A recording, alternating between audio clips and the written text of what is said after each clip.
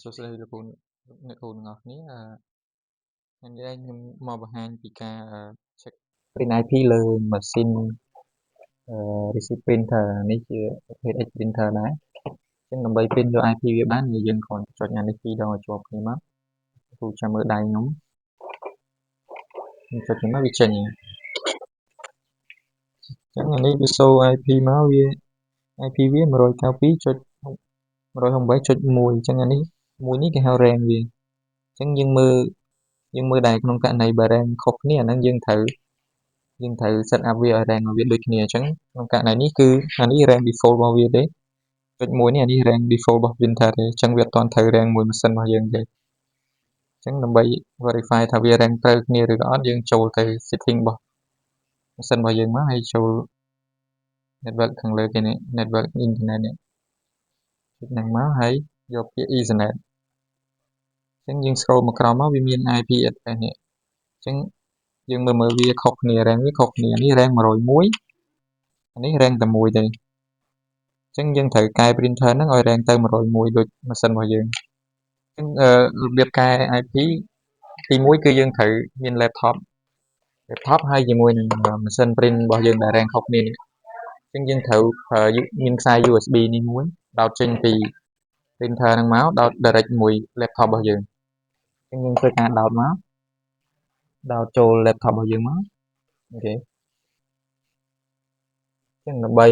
កែ RAM IP បានយើងត្រូវមាន software មួយសម្រាប់តែអញ្ចឹងវាមាន software របស់វានេះ print របស់ខ្ញុំនេះអញ្ចឹងបើលោកគ្រូអ្នកគ្រូអត់ទាន់មានទេចាំតាក់ទងមកខាងខ្ញុំតម្លាក់ software ឲ្យអញ្ចឹងដើម្បីកែយើងចូលទៅកម្មវិធីហ្នឹងមក H printer អូខេអញ្ចឹងដើម្បី set ឲ្យវា RAM ដូចគ្នាយើងត្រូវចូលទៅ advanced នេះលោកគ្រូមើល mouse ខ្ញុំក៏បានដែរ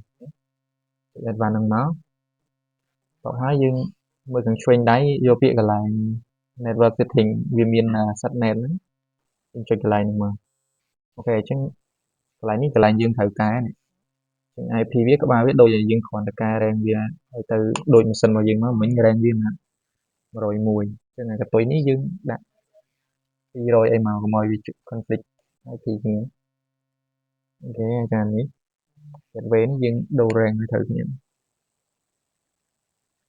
gateway នេះក៏យើងត្រូវ verify យើងទៅមើលលើម៉ាស៊ីនយើងមួយទៀតគាត់ gateway វាអញ្ចឹង gateway ហ្នឹងក៏យើងត្រូវដាក់ដូចគ្នាដែរអញ្ចឹងអានេះកតុយវា254 subnet mask វាដូចហើយអញ្ចឹងយើងបាច់កែទេអញ្ចឹងយើងកែតែ IP ហើយនឹង gateway មកអញ្ចឹងកតុយនេះ254អូខេអញ្ចឹងវាដូចគ្នាដូចមួយម៉ាស៊ីនរបស់យើងឥឡូវយើង save មកនេះចុច set up 4ចុចពេលចុចវាទៅវាឮសលេងនៅលើ printer អូខេវាឮហើយអូខេឥឡូវយើងបានន័យថាយើង set ហើយឥឡូវយើងខ្វែងវាចោលទៅអញ្ចឹងដើម្បី verify ថាវា RAM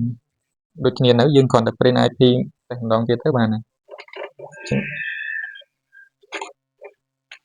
អូខេឥឡូវនេះ RAM វា101.220អញ្ចឹងយើង set វាត្រូវអញ្ចឹងដើម្បី set ត្រូវយើងទី2យើងត្រូវ add ចូលនៅសភ័យរបស់យើងមកអញ្ចឹងដើម្បី add printer គឺចឹងលោកគ្រូដឹងហើយចឹងនេះខ្ញុំ add មុននេះខ្ញុំលុបចោលអញ្ចឹងដើម្បី add បានយើងត្រូវចូលទៅកន្លែងបន្ថែមឧបករណ៍អូខេហើយ select យក model print របស់យើងមកអញ្ចឹងអានេះប្រភេទ H printer គឺខាងលើគេ HP Q80A នេះយកនេះមកយើងរើស LAN មកនេះឈ្មោះយើងដាក់អីក៏បានដែរយើងដាក់ basic មកអូខេនេះ IP យើងពេញចូលមក IP ដូចនេះអញ្ចឹង IP វាមិន100.168.220អូខេយើងដាក់ឲ្យត្រូវមួយ print ដែលយើងចេញមកនេះយើង select តាមនេះអញ្ចឹងកន្លែងនេះយើងត្រូវ set ឲ្យត្រូវដែរបើយើង set ខុសវាខុសហើយ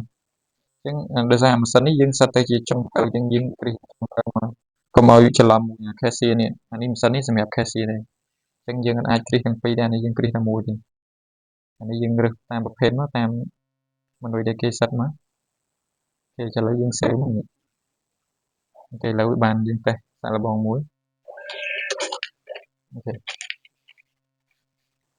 យើងធ្វើការកំងតេស្តវិញយកនេះមួយកម្រិតនេះមួយកម្រិត2អូខេជា screen ខាងក្រោយនេះពេលយើងកំងវាមានចេញតម្លៃចេញអីនៅខាងក្រោយនេះដែរអូខេឥឡូវយើងធ្វើការ print យកជា cache មកអូខេឥឡូវយើងចុច print ដែរវាចេញទាំងសងខាងនេះ print អញ្ចឹងអានេះវាចេញមកបែបជា cashier វាមានលុយតម្លៃលុយនៅហ្នឹងហើយសម្រាប់ printer នេះចុងភៅអញ្ចឹងវាចេញតែមុខម្ហូបដែលគេកំងទេអញ្ចឹងចុងភៅគាត់មើលថាម្ហូបគាត់អាចធ្វើបាន